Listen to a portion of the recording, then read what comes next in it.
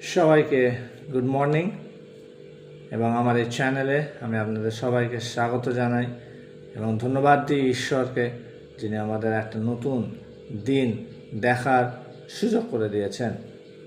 আমাদের বাইবেলে একটি জায়গা আছে যেখানে লেখা আছে যে যখন ইসরায়েল দেশের লোকেরা মিশর দেশে বন্দি অবস্থায় ছিল এবং তারা ঈশ্বরের কাছে প্রার্থনা করে এবং ঈশ্বর তাদের ছাড়িয়ে নিয়ে আসেন, তখন একটা জায়গা এমন তারা এসে দাঁড়ায় যেখানে তাদের সামনে ছিল লাল সমুদ্র এবং পেছনে ছিল মিশরের সেনা, যারা তাদের বধ করতে বা মারার জন্য আসছিল। আর এইরকম সময় যারা ইসরায়েলের লোক তারা দাঁড়িয়ে আছে, তারা দেখতে পাচ্ছে সামনে সমুদ্র আছে এবং পেছনে মিশরের সেনা তাদের মারতে আসছে। এইরকম সময় তাদের মাথায় একটাই প্রশ্ন খালি ঘুরছিল এবং যেটা তারা মসিকেও বারবার জিজ্ঞাসা করছিল যে এরপর কি, এইবার কি, এরপর কি হবে, হোয়াট ইজ নেক্সট, ইসকে বাদ আপ ক্যা। যখন এরকম জিজ্ঞাসা করছে, প্রশ্ন তাদের মাথার মধ্যে ঘুরছে। আমার প্রিয় শ্রোতাবর্গ, আমাদের জীবনে অনেক সময় এই প্রশ্নটা বড় একটা প্রশ্ন হয়ে দাঁড়িয়ে থাকে যে এরপর কি, এরপর আমরা কি করব, হোয়াট ইজ নেক্সট আমার জীবনে। আমি হয়তো অনেক কিছু করেছি, আমি অনেক কিছু পেয়েছি বা অনেক কিছু হয়তো পাইনি, এমন একটা জীবনে আমি একটা সিচুয়েশনে বা একটা পরিস্থিতিতে দাঁড়িয়ে আছি যেখানে এসে আমার মাথায় সেই প্রশ্নটা আসছে যে এরপর কি, হোয়াট ইজ নেক্সট, এরপরে কি রাখা আছে, এরপরে কি। এমন একটা জায়গা যেখানে আমি বুঝতে পারছি না আমার সামনে আমাকে এগোতে হবে নাকি পেছনে, কারণ সামনে সে সমুদ্র আছে, যে সমুদ্র সমস্যার সমুদ্র হতে পারে, যে সমস্যা অনেক অসুবিধার সমুদ্র হতে পারে, বা কোনো একটা বড় পাহাড় আমার সামনে আছে, আর তার সাথে সাথে পেছনে একটা সেনা আসছে যারা আমাকে ধ্বংস করতে চাইছে, আমাকে বিনাশ করতে চাইছে। তা আমাদের জীবনে অনেকবার অনেক ক্ষেত্রে এই প্রশ্নটা আসে যে এরপর কি। এবং যখন মানুষ কোনো সিদ্ধান্ত নিতে পারে না যে এরপর কি, হোয়াট ইজ নেক্সট, বা আগে কি আছে সেটাকে যখন দেখতে পায় না, তখন আমরা কি হই, বিচলিত হয়ে যাই এবং আমরা কি করি, অনেক সময় অনেক ভুল সিদ্ধান্ত আমাদের জীবনে নিয়ে ফেলি, যার ফলে আমাদের পুরো জীবনটা শেষ হয়ে যায়। কিন্তু বাইবেল যারা আমরা পড়ি বা আমরা যারা যীশু খ্রিস্টকে জানি বা যাদের মধ্যে যীশু খ্রিস্টকে সেই জানার আকাঙ্ক্ষা রয়েছে, ইচ্ছা রয়েছে, তাদের জন্য কিন্তু এই প্রশ্নের পরে শেষ নেই।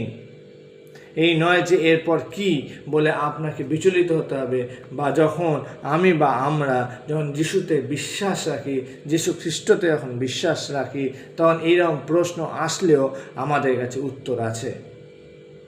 যখন আমরা ভাবি যে এরপর কি এবং আগেও আমাদের কোনো সমাধান দেখতে পাচ্ছি না, পেছন দিক দিয়েও আমাদের সমস্যা চলে আসছে, তাহলে এরপর কি। আজকে এই বিষয়টা নিয়ে আমরা কিছুক্ষণ চর্চা করব যে এরপর কি। জীবনে যদি এই ধরনের সমস্যা যখন থাকবে, যখন আসবে এবং যখন এই প্রশ্নটা আসবে যে এরপর কি, দেখি সেখানে আমাদের পবিত্র শাস্ত্র বাইবেল কি আমাদের বলছে বা কি আমাদের শেখাতে চাইছে। এই সকালে আমরা একটা ভাগ আমরা বাইবেল থেকে পড়ব, যেটা লেখা আছে তার ইব্রিয় পুস্তকের 13 অধ্যায় 20 থেকে 21। ঠিক আছে, আমি পাঠ করছি ইব্রিয় তার 13 অধ্যায় 20 পদ এবং 21 পদ, যেটা আমাদের বাইবেলে আছে এবং এই বাইবেলে এটা লেখা আছে।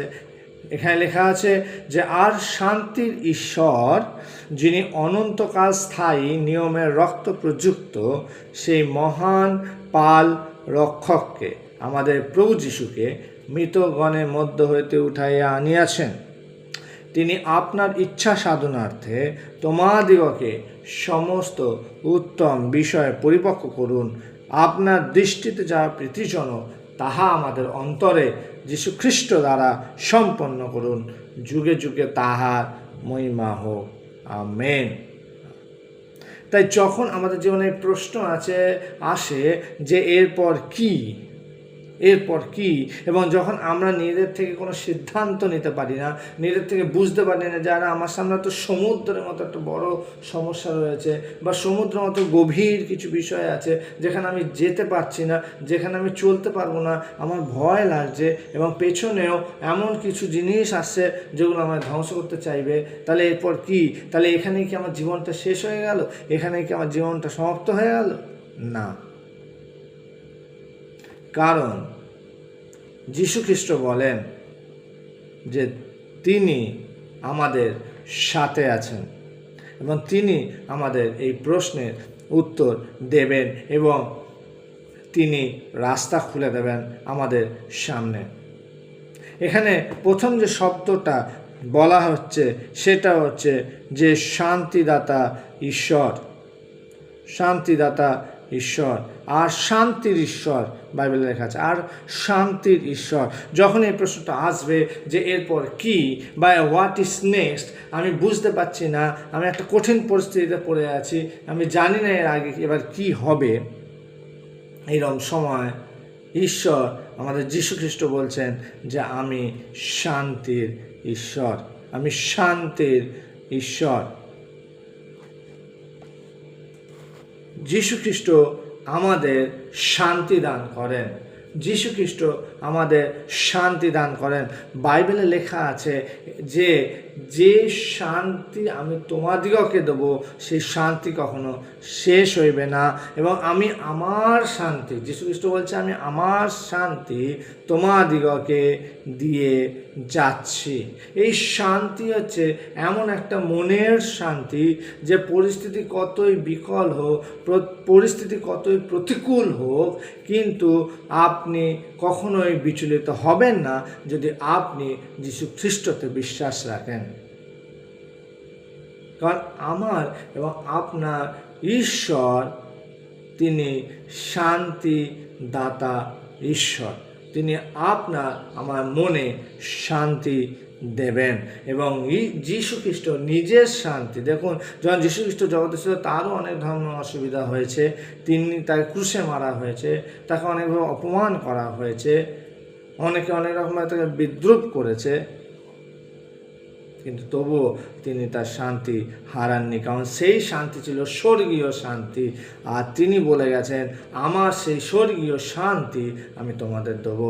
এই শান্তি এমন হবে যে জীবনের যাই পরিস্থিতি আসুক না কেন আমরা বিচলিত হব না। আর যখন বেশ করে প্রশ্ন আসবে হোয়াট ইজ নেক্সট, এরপর কি, আমি তো বুঝতে পারছি না, তাই ভয় পাওয়ার কারণ নেই, কারণ আমার এবং আপনার প্রভু যীশু খ্রিস্ট শান্তি দাতা ঈশ্বর, তিনি শান্তি দেন। আমাদের খালি বিশ্বাস করতে হবে যে তিনি আমাদের জীবনে শান্তি দিতে পারেন। আমাদের ঈশ্বর কার জীবনকে অশান্ত করেন না, তিনি অশান্তির ঈশ্বর নয়, তিনি বিচলিত করার মতো ঈশ্বর নন, কিন্তু যীশু খ্রিস্ট শান্তির ঈশ্বর, এবং যীশু খ্রিস্ট নিজের শান্তি আমাদের দিয়ে গেছে যেন আমরা এই পৃথিবীতে শান্তিতে বাস করতে পারি, বিশেষ করে কঠিন পরিস্থিতিতে যেন আমরা শান্তি সহকারে এই পৃথিবীতে বাস করতে পারি। তাই এখানে লেখা আছে আর শান্তির ঈশ্বর। এবার তারপরে যে দ্বিতীয় বিষয়টা এখানে যেটা লেখা আছে, সেখানে লেখা আছে যে তিনি হচ্ছেন মহান পাল রক্ষক, তিনি হচ্ছেন আমাদের মহান পাল রক্ষক, মানে তিনি হচ্ছেন একটা উত্তম মেষপালক। বাইবেলে যোহন তার 10 অধ্যায় 11 পদেও লেখা আছে যে তিনি, যীশু বলছে যে আমি উত্তম মেষপালক। যদি আমরা যখন মেষেরা একটা উত্তম মেষ পালকের পেছনে পেছনে যায়, তখন তাদের পুরো ভরসা, পুরো বিশ্বাসটা সেই মেষ পালকের উপর থাকে, কারণ তারা জানে যে আমার মেষ পালক আমার জীবনের কোনো পরিস্থিতিতে আমাকে একা ছেড়ে যাবে না, আমার কোনো কঠিন পরিস্থিতিতে আমাকে একা ছেড়ে চলে যাবে না বা একা পালিয়ে যাবে না, আর আমার মেষ পালক আমার আগে আগে যাচ্ছে। তাই আমার সামনে যতই কঠিন পরিস্থিতি থাকুক না কেন, আমার মেষ পালক আমার আগে আছে, আমাকে যে দেখভাল করছে, আমাকে যে দেখাশোনা করছে, সে আমার আগে আগে যাচ্ছে এবং সে সমস্ত কিছু ঠিক করতে করতে যাবে। তো প্রিয় শ্রোতাবর্গ, বিচলিত হবেন না। হতে হয়তো আপনার জীবনে এখন সেই প্রশ্ন আছে যে এরপর কি, হোয়াট ইজ নেক্সট, এখন আমি কি করব, বড় বিচলিত লাগছে। আবার বলতেছে সামনে হয়তো সমুদ্র আছে, পেছন দিয়ে তো সেনারা আসছে ধ্বংস করার জন্য। এইরকম সময় বাক্য আমাদের বলছে যে আমাদের ঈশ্বর, আমাদের যীশু খ্রিস্ট, তিনি হচ্ছেন মহান পাল রক্ষক, তিনি হচ্ছেন উত্তম মেষপালক, যিনি এক একটি মেষকে জানেন। তাই আমরা যখন আমাদের জীবনকে তার হাতে সমর্পণ করে দিই এবং যখন বলি হে যিশু, তুমি আমার জীবনকে নিয়ে নাও, আমি আমার নিজের জীবনকে তোমার হাতে সমর্পণ করে দিলাম এবং তুমি আমার মেষপালক হয়ে যাও, তখন যীশু খ্রিস্ট আমাদের জীবনকে নিজের হাতে নিয়ে নেন এবং তার যত্ন নেন, তার রক্ষণাবেক্ষণ করেন, সেই মানুষদের তাদের সমস্ত প্রয়োজন তিনি মেটান এবং যতই বাধা বিপদ আসুন না কেন তিনি কখনো ছেড়ে যান না। তিনি আমাদের একটা অসীম, একটা বৃহৎ পরিমাণে একটা সুরক্ষা প্রদান করেন।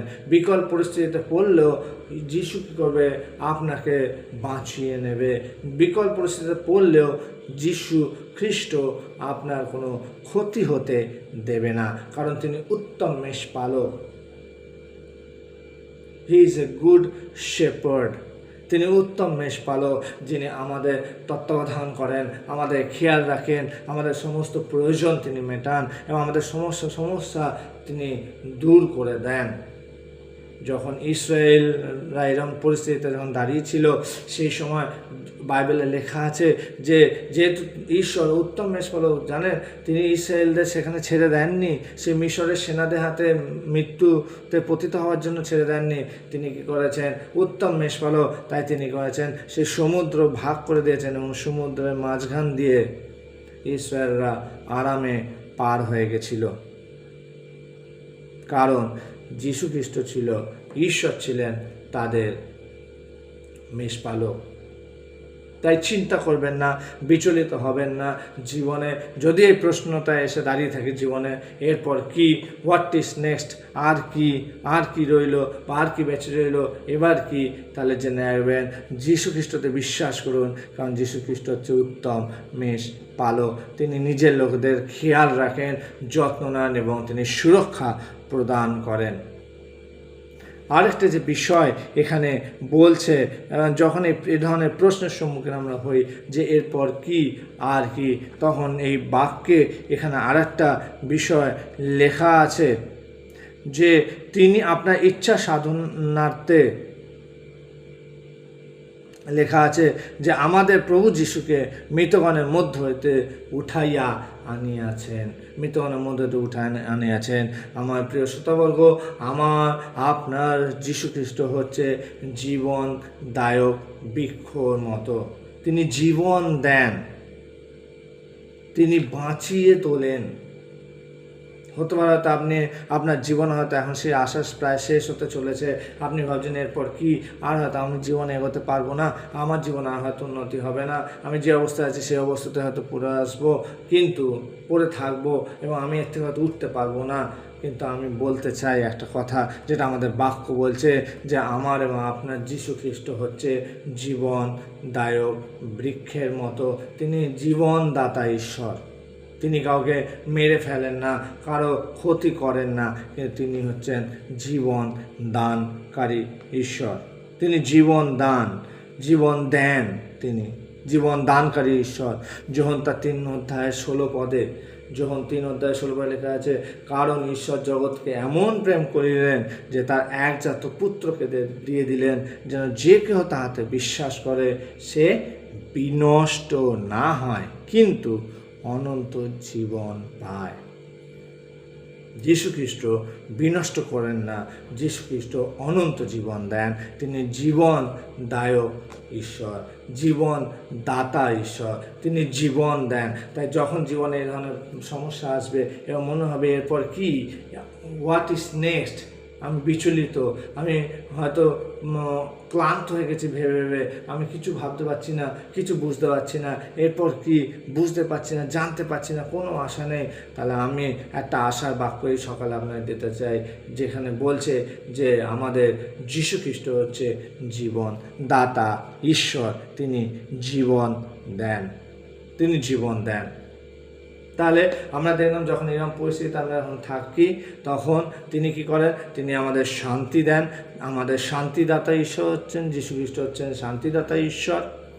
দ্বিতীয় বিষয়টা যেটা আমরা দেখলাম যে আমাদের যীশু হচ্ছেন উত্তম মেষপালক, তিনি উত্তম সুরক্ষা প্রদান করেন, তিনি উত্তম মেষপালক, আর আমরা সবাই তার মেষ। এবং তৃতীয় যে বিষয়টা আমি দেখলাম যে যীশু খ্রিস্ট জীবন বিনষ্ট করেন না, কিন্তু তিনি জীবন দাতা ঈশ্বর, তিনি জীবন দেন। যে আপনি যদি ভাবেন যে এই শেষ হয়ে গেল, সব শেষ হয়ে গেল, না বন্ধুরা, যীশু জীবন দেন, কারণ তিনি জীবনদাতা ঈশ্বর।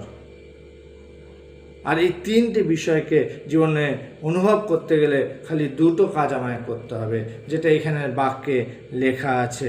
এখানে লেখা আছে, যেটা লেখা আছে সেটাকে যদি সহজ সরল ভাষা বলি তাহলে দুটো কাজ আমাদের করতে হবে। সেটা হচ্ছে তার ইচ্ছাকে পূরণ করতে হবে, তার ইচ্ছাকে গ্রহণ করতে হবে, আর কিছু না। ঈশ্বরের যে এটা ইচ্ছা, যিশুর যে ইচ্ছা আমাদের জীবনে, তাকে অ্যাকসেপ্ট করতে হবে, গ্রহণ করতে হবে এবং তার ইচ্ছাকে মানতে হবে। যদি আমরা যীশু খ্রিস্টের ইচ্ছাকে মানি, যদি তার সমস্ত ইচ্ছাকে আমাদের জীবনে যদি প্রয়োগ করি, তার ইচ্ছাকে যদি আমরা জীবনে গ্রহণ করে নিই, তাহলে এইরকম ভীষণ পরিস্থিতিতেও তিনি আমাদের জন্য শান্তিদাতা ঈশ্বর হবেন। এরকম ভীষণ পরিস্থিতিতেও তিনি আমাদের উত্তম মেষপালক হয়ে দাঁড়িয়ে থাকবেন এবং সুরক্ষা প্রদান করবেন। এরকম ভীষণ পরিস্থিতিতেও তিনি কি করবেন না, আমাদের জীবন দান করবেন, আমাদের জীবনদাতা ঈশ্বর হিসাবে তিনি দাঁড়িয়ে থাকবেন। শুধু আমাকে এবং আপনাকে কি করতে হবে না, তার ইচ্ছা অনুসারে চলতে হবে এবং তার ইচ্ছাটাকে জীবনে গ্রহণ করতে হবে। আমি বিশ্বাস করি আজকে এই বাক্যের দ্বারা আপনারা সবাই আশীর্বাদ প্রাপ্ত হয়েছেন। ঈশ্বরের আত্মা আপনাদের সবাইকে সাহায্য করুক এই বাক্যকে বোঝার জন্য। আবার সবাইকে বলি জয় যিশু। আপনারা দয়া করে কমেন্ট করে জানাবেন এবং আপনাদের প্রার্থনার বিষয়গুলো আমাদের সাথে শেয়ার করতে পারেন। আমরা অবশ্যই আপনার জন্য প্রার্থনা করব। এবং আবার বলতে চাই, যদি এই প্রশ্ন আসে এরপর কি, তাহলে একমাত্র উপায় হচ্ছে যীশু খ্রিস্ট। তিনি শান্তি দেন, তিনি উত্তম মেষপালক এবং তিনি জীবন দেন। ধন্যবাদ।